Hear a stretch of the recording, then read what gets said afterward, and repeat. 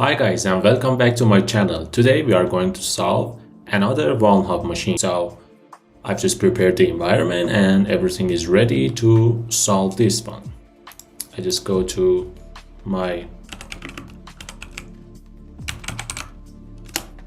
directory here and we can start our work from this terminal, and I want to ARP scan the environment to find the IP address of the victim. So as you know, we always do that, and this time we have found the IP address. This is the IP address of the victim, 56.103, and I'm going to put this here. Next time we need this IP address, we can just get back to it from this node. And now I want to just map scan the environment and want to find which IP address is open, which port number is open on the victim. So I just use a map tag p tag t4, and let's find out which ports are open on this machine. So as we can see here, port 22, port 80 and port 880 is open, and I can use this information from here and put that just here. So I use tag P to scan the ports which we found open on the system, and just these ports, not all the ports, and service scan and version scan for tag on and map dot out, and the IP address is here to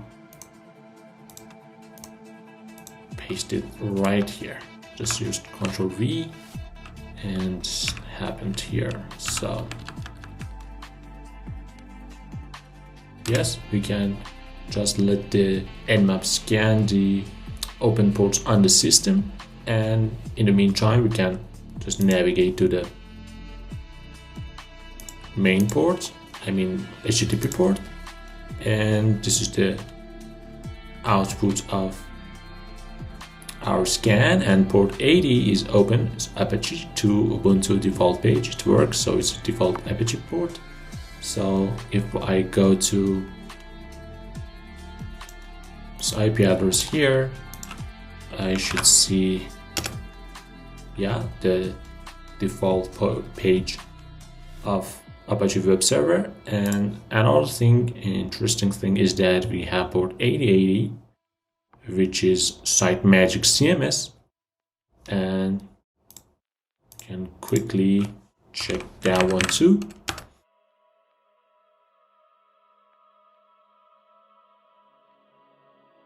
Yes, this is Site Magic CMS. So we have a content management system, and we can find any vulnerability within this CMS. Another port open is port 22, which we don't want to work with it for now. Okay, just open a new tab and that's it. So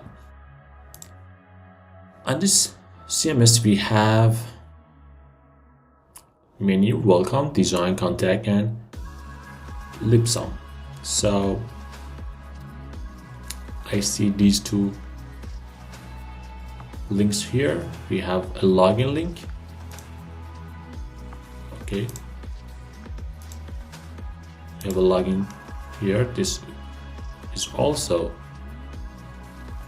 here, and yeah, they just point to the same URL. So we have a contact form, we have design and welcome. Let's see the page source and see if there is any useful comments or information here. I'm looking for any comments. Immediately after finding this CMS, we can infer that maybe any vulnerability, public exploit for this CMS is available or not. I just search exploit and use Site Magic like this, and yes, we can find these exploits for site magic, which one of them is RCE, root code execution, but for version 443. If we can find out the version of the CMS here, it will be good for us. So any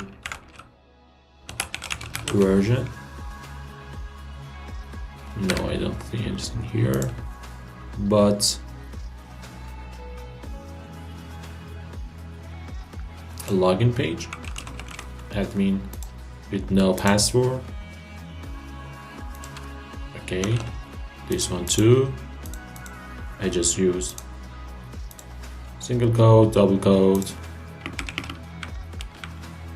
We know that this CMS has RCE in version 443 and arbitrary file upload on 442 and all other things, the directory traversal and cross-site scripting, so in previous versions, but we don't know, we are not sure which version of the CMS we are running at.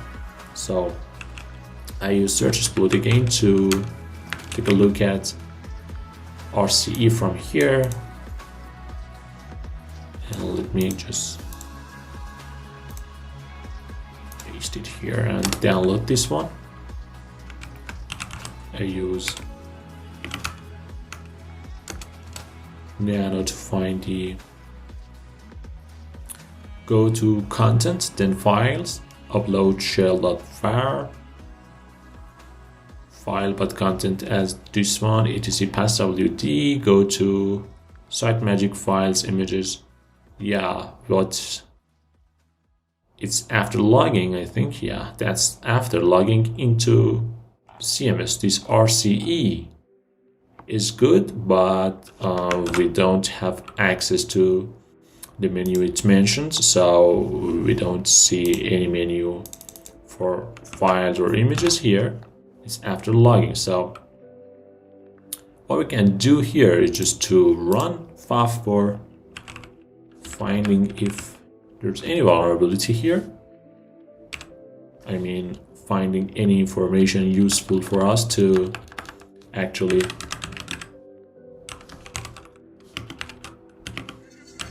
find any directory, sensitive directory here. 56.103, that's right, and let faf do its work. So I'm come back and I just change the resolution to see the full terminal, and now we can fast for port 8080. On port 80 I found nothing, and this time for port 8080, which we are working on right here, I am launching faf to see if any directory is available here. So we found images, files, templates, data, sites, extensions, and base. Menu for directories for images and files. Let me check if we have access to, for example, files. No. Images, again, no. And extension, sites, base. For example, base, sites. I think we have no access to any of them. So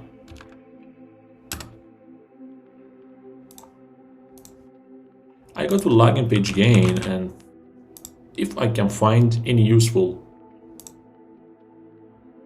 password or any useful word list to actually check for this page here, I can log into the page and find the correct credential. So as the name suggests for this challenge, I prefer to use the word CEWL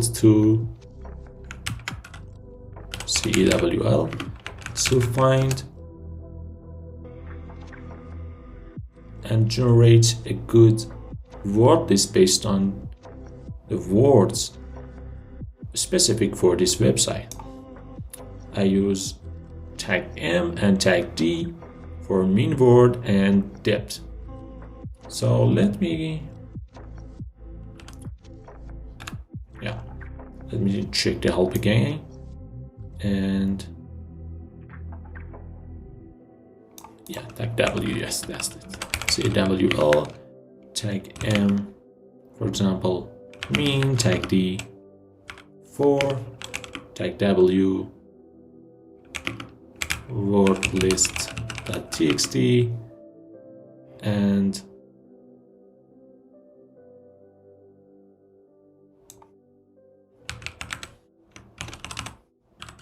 the IP address here, port 8080, and let it just do its work. It did it. Word list, we have 131 word list, which if we look at it, it just found some words based on this specific website. So we can use this one for checking for admin page and logging into this panel. All we need to do is to open up Burp and capture the request for logging into the CMS and repeat the process to actually using our word list to see if there is any chance for us to log into the CMS. So I just config my browser to use Burp and refresh this page. We should now get this one right here. Yeah, that's right. So I use admin and random password, for example 1. I use login, and this is our post request that sends the actual credentials to the CMS. So I use Control I, send it to intruder, clear everything, and find where we entered password, just here, and I add my variable right here, and I want to use the payload for our word list. I select all of them at once and yeah, just copy them and paste them into Burp. 131 available payloads, everything is ready. I just send the attack and look for any variation in lengths. Since we are getting 104 as length, we need to check for any different lengths. If we find it here, as the progress is going on and testing,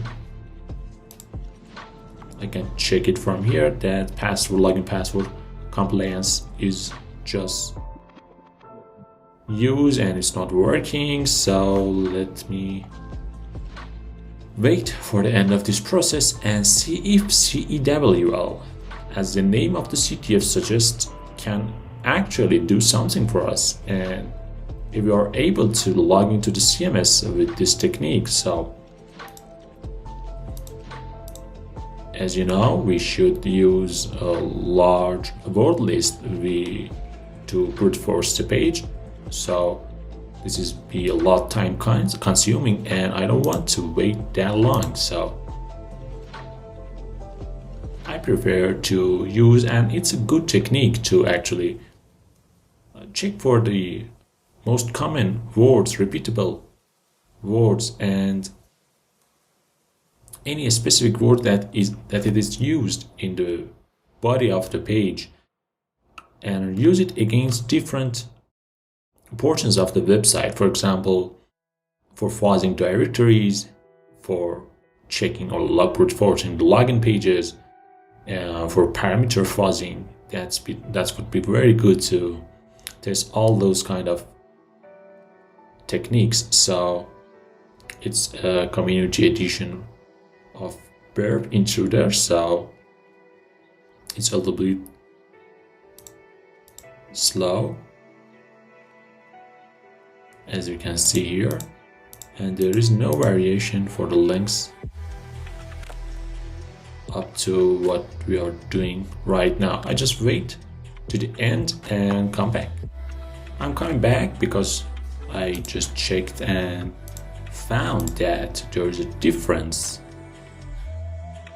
in our payloads, and it's going, as you can see here, is word 124, and we have a set score 302, and this is our length 326, and the payload is let reset, for example.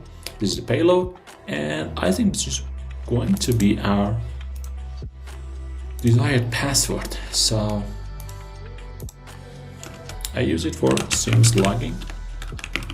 Seamless logging, for example, admin and let reset. Let me go here and use this password to see if I can log in. As you can see, we've just logged into this website, to this CMS, and we have now the admin portion, the admin menu of the CMS. So using CEWL just worked for us, and we just found the right credentials. So as you can see, we have access to contact forms. You can see the contact forms here, external modules, logout and settings. All settings are here. For example, if we can find any valuable information in settings, yeah, that is MySQL database optional, and it's using localhost for database DB, and username is user, password, we can see the user password. Yeah, so maybe should be useful for us. So I just check it for here and want to take a note of database user pass. Okay, database is DB user and pass, user and pass. So maybe it's going to help us for the future enumeration and find any valuable information once we are on the machine. So we have another extra menu here, and we have content. For example, we can see content design, content files. Let me just content files, and that's what we are going to see. Is file PHP reversal is already uploaded. It's some kind of word CEWL keyed machine, so why is PHP reversal already here? I didn't upload that. So we are going to do our work, but seeing it here, maybe, yeah, that's actually the right place that we want to be. Is, if you remember that we found this RCE that guided us through finding the correct menu. It says go to contents and then files. As you can see, we have content and files from here, and then we can upload a shell, for example shell.phar, and anything can go here, and that's it. And then we can navigate to file, images, and that shell we just uploaded. So what I'm going to do here is to actually use our share web shells and then PHP that's already available on here, and rename it to shell.php, and let me see my IP address. This is 56.101, and yeah, that's it, 56.101. I want to change shell.php to contain my IP address and my port for listening. For example, 192.168.56.101, and I want to listen on port, for example, 4444, and if it didn't work, if we encounter some kind of firewall or something, we can change it to more common and popular ports like port 80 or 443. For now, it's sufficient for our work. I just save it and start nc tag nvlp on port 4444.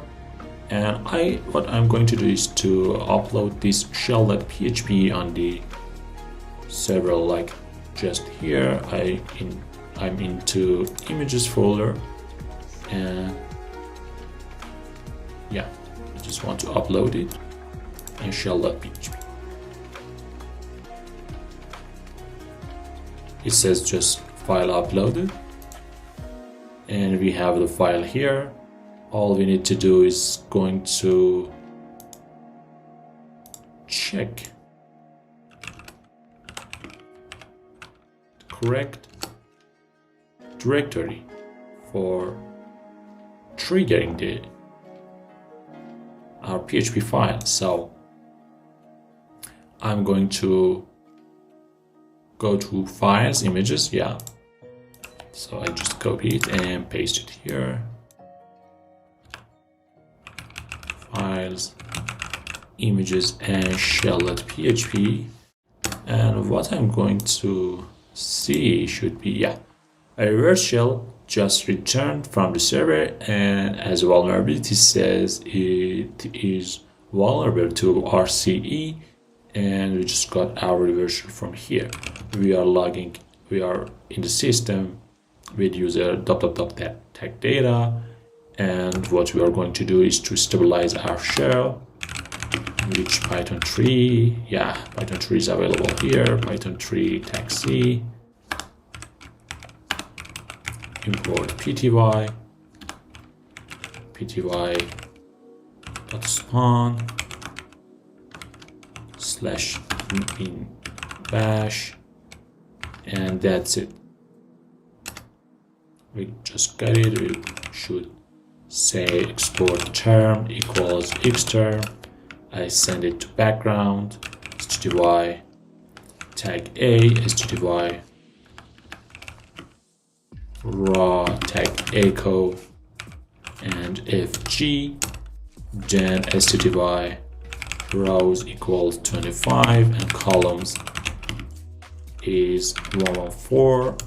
That's our stabilized shell, and now we can just start our work and go to home folder and see, yeah, that's quite a lot users here. Let me check if there is any other user which has no home folder. As we can see here is user kit CEWL, Ipsum, Lorem, 0 CEWL, and CEWL beans. Yeah, that's all users with here. And let me check for permissions. Yeah, as we can see here, we have no access to any of these folders, and only the owner has the access, so we cannot go and check in those folders. I can check for C cron tab, no cron jobs is here. I can check for any useful CUID binaries here.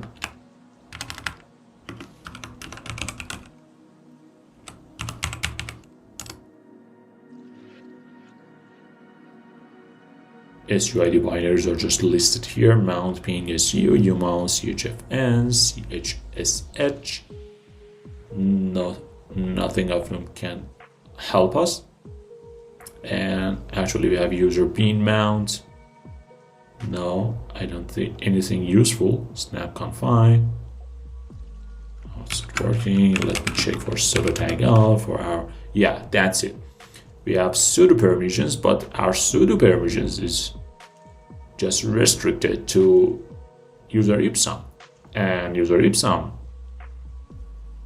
we can run /usr bin cat as user ipsum. So user ipsum has some kind of access to something that if we cat it, we can find that information. So I'm just concluding the evidences here because we have cat permissions, and if we have cat permission on user ipsum, and user ipsum has some kind of access to any file that is readable by him,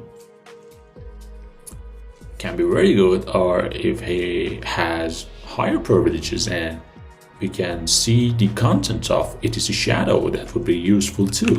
So I use sudo tag u ipsum usr bin cat, and let me check if I have access to its shadow. No, I don't have access to it is a shadow. So the best approach maybe is to find for user ipsum, and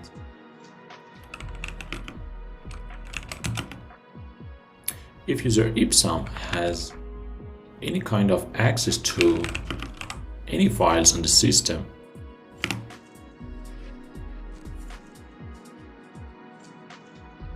I can find it and check user ipsum. Yeah, that's right. User ipsum has some kind of access to a file, nothing to see here. If we check the actual permissions of this file, it has read, write, and execute for user ipsum, and it's contained in a directory called 3 dots, some kind of tricky, but we don't actually get lost with that naming convention. And what we can do here is to call our sudo tag u ipsum and usr bin cat, and call this file right here. This file right here, and see the content. Since we have access to cat binary as user ipsum, and user ipsum has read permission and write permission to this file, we can read this file. Yeah, that's right. This is 2 base 64 encoded values. I just take a note of both of them and put them right here. We can decode these strings and see if there are any chance for us to find a valuable information to actually, yeah, that's user ipsum for some kind of a string, maybe it's credential. So I take a note of this one too, is for this one, yeah,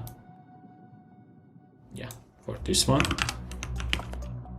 which is ipsum speak people 22 exclamation point, and the next one is just another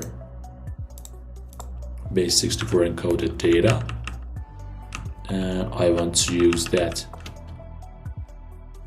and decode it as well. It's lorem. Yeah, it's lorem. Maybe these are credentials that we are seeing here. So since we have ipsum and lorem, and ipsum and lorem are 2 users, as you can see here, ipsum and lorem, we can change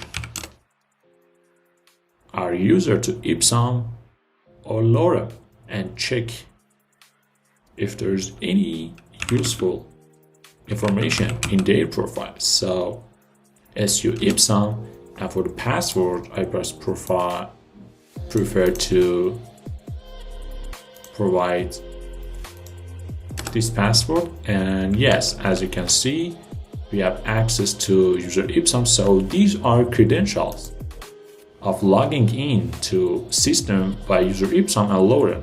Since we have these credentials, we should check both of them, and we are on user Ipsum, and I want to go to user Ipsum folder and find if there is anything useful here. Now for user Ipsum, we have nothing here and no special group here. So I change my user to Lorem. For password for user Lorem, I provide this password.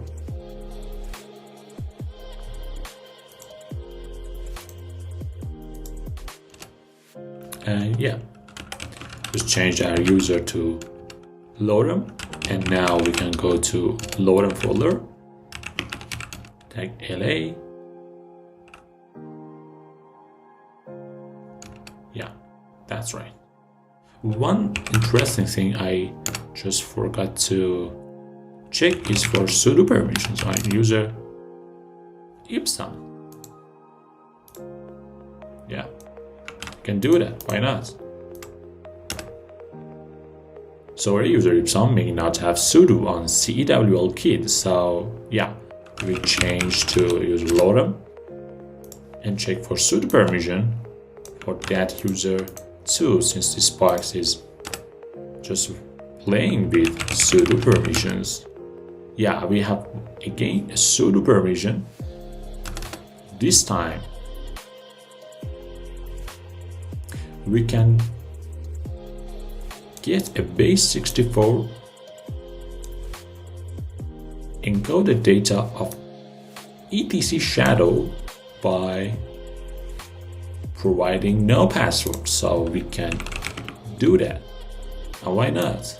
We can use this command right here and get a base64 data of etc shadow since we have access to it. I copy it and can decode it right here to get etc shadow. You can now tell me the next move we can check, and the next step is to, yeah, we have this one. Our next step is to just unshadow it. So I name it shadow.txt right here. And if we check shadow.txt, we have good data of etc shadow, and of course we have access to etc passwd. So I use etc passwd, get it, and we can continue our work from here. I just restart my Kali machine, and now I'm coming back. So we just using etc passwd to unshadow the actual credentials. I just copy it and txt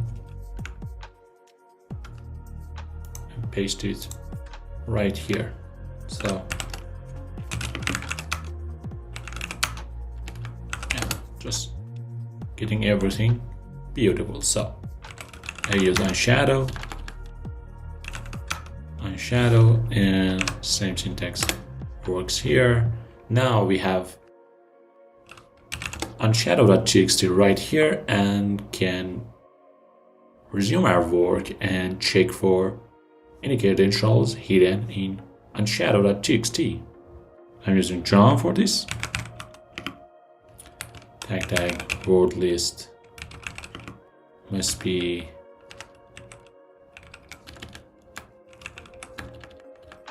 let me check for our word list. Yeah, again, I'm using our generated word list. No, actually, TXT or anything else. And I want to work on shadow the TXT. As we can see here, yeah, the 0 CEW has a password PageMaker, another user. So I copied this one too and put it right here. Page 0 CEW has password PageMaker. So we can easily navigate to this user too, SU 0 CEWL, and just providing the password PageMaker for it. Yeah, another escalation just happened here. We have 0 CEW here. We can go to /homes, going to 0 CEWL and check if there is anything useful. There's a note.txt here. Did you publish the about page? A Docker file about.txt.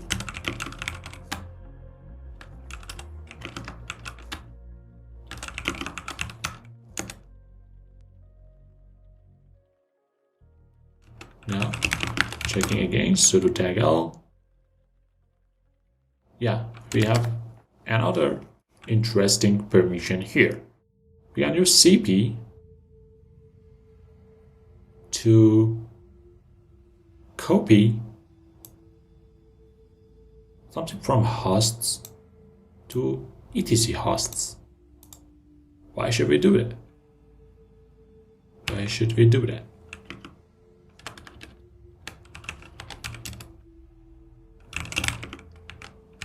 What is it going to do for us? cp home hosts. Do we have host here?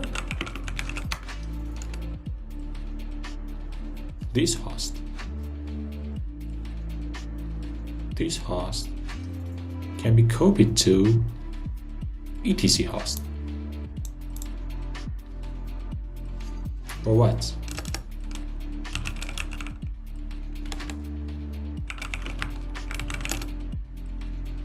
Port 80, 53, 22, port 80. Does it use some kind of service? Some kind of calling something that needs to check host or communicate with? Since we have access to cp this host and we have write access on this file, we can cp this one into actual system-wide etc hosts.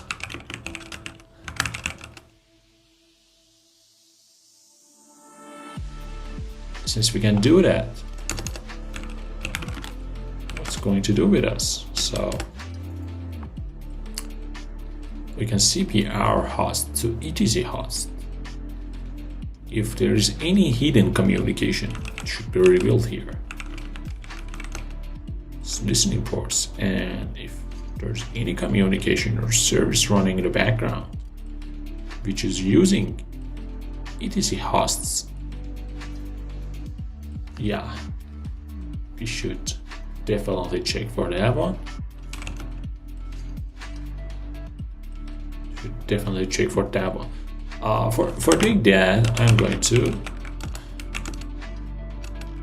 snap-lxt. Yeah, I'm going to use a tool on my Kali Linux, and I'm going to check for any hidden processes or changing communication backgrounds of victim. For doing that, let me just run a simple Python web server and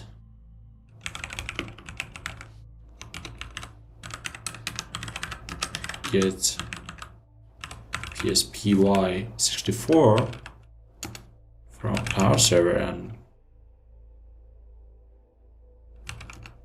getting it here. Yeah, just awful terminal. Yeah, we have PSPY64 here, and we want to I'll just forward it to chmod plus x PSPY64 and just run PSPY64. The reason we are doing that is to actually check for any background communication or services that are running on the system and we cannot see with our bare eyes. It should reveal itself just right here. Spin bash root path toolkit master script.sh. Yeah, it's just showing us something. That's right. This is a cron. Yeah, and a root path toolkit being exe. That's CEWL beans. One of the users is using this password to some kind of communication / Kali.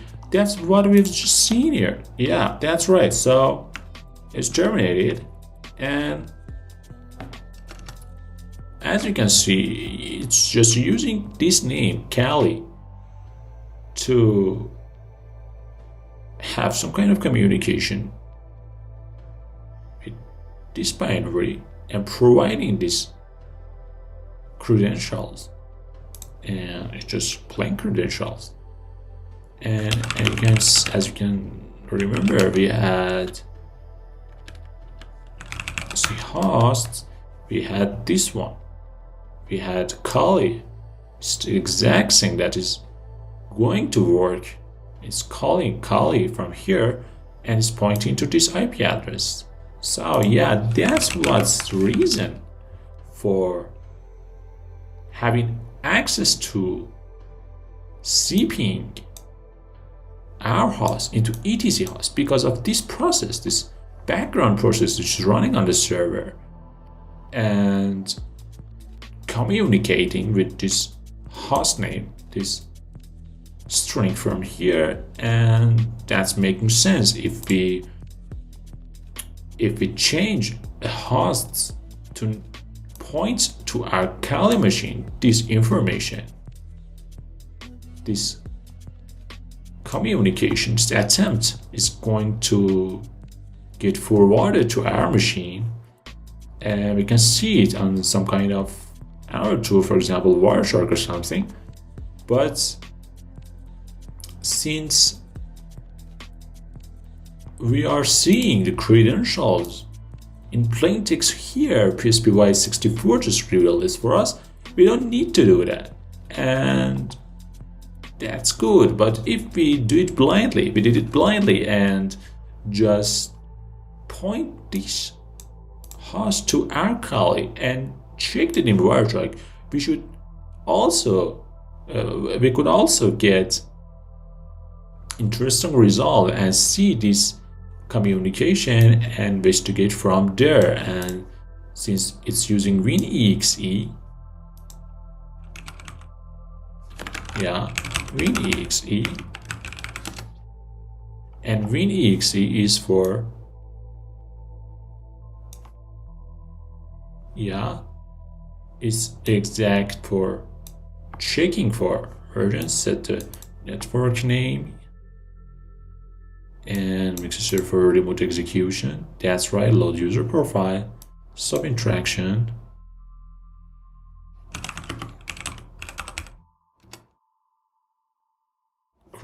execute a remote Windows command. That's right. So what's happening here is using WinExe and providing credentials to communicate with this machine and send who am I, a Windows native command. So a remote Windows command, and that's some kind of interesting since we have access to these credentials and we can now provide these passwords his credentials, so I copy it. It was interesting because PSPY64 just revealed valuable information for us, and we don't need to work blindly and change the actual hots of the system to our color machine checking on Wireshark or something, but we have access to this user right now, user CEWL beans, and put it right here, and the password. This one was quite interesting for me, and paste it here. Yeah, we are CEWL beans user right here, since we are just obsessed with how the system is working, and it's kind of good. Congratulations to the author. And we can check sudo tag L here, provide the password again.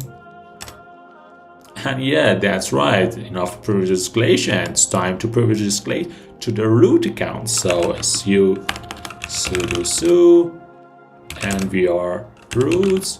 That's the end of, I think, this machine. Yeah, CEWL kit root. That was interesting. This is another base 64 for us. We can check it right here. Echo tag in. Let me check what author has left for us here. Base 64 tag D. The flag, yeah, that was some kind of finding. So this box was quite interesting for me, especially the last privilege escalation we did on user CEWL beans, which revealed PSPY64 airplane credentials, which was communicating with some kind of service in the background, and we just got the credentials and could actually escalate our privileges to that user, and then we had sudo permissions for all commands on that user, and we got root here.